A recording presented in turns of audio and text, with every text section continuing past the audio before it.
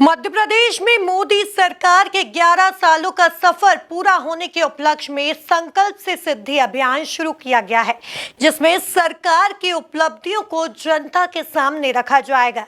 वहीं अब बीजेपी के इस अभियान पर सियासत रफ्तार पकड़ रही है। मोदी जी ने जो 2019 में वादे करे थे और जनता से जो संकल्प लिए थे, डबल इंजन की सरकार का जो वादा किया था, कम से कम मोदी जी को मध्य प्रदेश में उसको भी देखना चाहिए। जिस तरह से मध्य प्रदेश कर्ज, क्राइम, करप्शन और कमीशन चारों तरफ से फैल रहा है और आए दिन लगातार भ्रष्टाचार के मामले सामने आ रहे हैं, महंगाई अनियंत्रित होती चली जा रही है और बेरोजगारी जो लगातार बढ़ती जा रही है। एक और मोदी सरकार ने प्रतिवर्ष 2 करोड़ रोजगार की वादा करा था और मध्य प्रदेश सरकार मोहन यादव जी ने 1 लाख रोजगार प्रतिवर्ष का बात करी थी। दोनों ही वादे अधूरे पड़े हुए। जातिगत जनगणना के विषय की बात करें तो 2027 से शुरू करने की बात कर रहे हैं।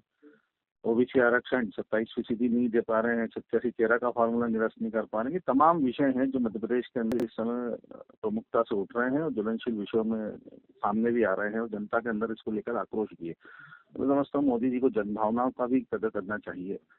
जिस तरह से महंगाई, बेरोजगारी लगातार चरम सीमा पर आ रही है और हर व्यक्ति कहीं ना कहीं आज अपना जीवन जो है कर्ज लेके चला रहा है। 80% लोग ईएमआई के अंदर जाल में फंस चुके हैं, तो उनको राहत देना चाहिए मध्यम वर्गीय लोगों को। रसोई गैस की दाम और कीमतें निरंतर बढ़ती चली जा रही है, उसको जो सब्सिडी मिलना चाहिए थी वो सब्सिडियां बंद हो चुकी है। लाडली बहनों को जो वादा करा था 3,000 रुपये प्रति माह देने का, वो वादा अधूरा है। किसान परेशान है। आज मूंग की फसल की देखिए आप, जिस तरह से लाखों रुपए का भ्रष्टाचार सामने आया है मूंग की फसल में। प्याज की फसल में किसान परेशान है, कर्ज में डूबा हुआ है किसान। बिजली की बेतहाशा वृद्धि, संपत्ति कर महानगरों के अंदर जिस तरह से सर्कल रेट से बढ़ा दिए गए, ये तमाम चीजें हैं। एक तरफ आप टैक्स पे टैक्स बढ़ाए जा रहे हैं, मध्य प्रदेश 4,31,000 करोड़ से अधिक के कर्ज में डूब चुका है और वहीं जो है जनता को उसकी राहत नहीं मिल पा रही है। विकास योजना, विकास कार्यों को देखिए आप, इंदौर शहर चारों तरफ से खुदा पड़ा हुआ है, सुविधाओं के नाम पे अभाव पड़ा हुआ है। ये सारी चीजें हैं, तो इनको ये संकल्पों को भी पूरा करना चाहिए। जनता से संकल्प लेके जो वाचन 2019 में दिए थे, तो आज डबल इंजन की सरकार सभी दूर से फेल नजर आ रही है। देखिए, जिसकी भाव और भावना जैसी होती है उसको वही दिखता है।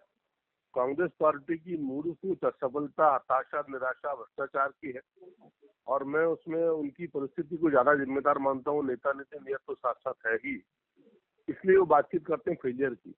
11 साल का भारत का ऐतिहासिक रिकॉर्ड है और उस 11 साल के मोदी सरकार के रिकॉर्ड में जो 11वां वर्ष है, यानी जो ये वर्ष समाप्त हुआ, इस वर्ष में तो वक्फ बोर्ड जैसा मासूम बिल, सिंदूर जैसा गंभीर ऑपरेशन और भारत की अर्थव्यवस्था में 5वें नंबर से 4थे नंबर तक के पायदान तक की यात्रा, तीन बड़ी बड़ी वैश्विक उपलब्धियां उपलब्ध हैं। आज जिस भारत को कभी सोने की चिड़िया कहते थे, आज माननीय मुख्यमंत्री ने ठीक कहा कि अब सोने का बाग है भारत, जो सबल है, सशक्त है, समृद्ध है, संपन्न है और कोई इसकी ओर आंख उठाकर देखेगा तो घर में घुसकर मारेंगे आतंक और आतंकी आकाओं को भी।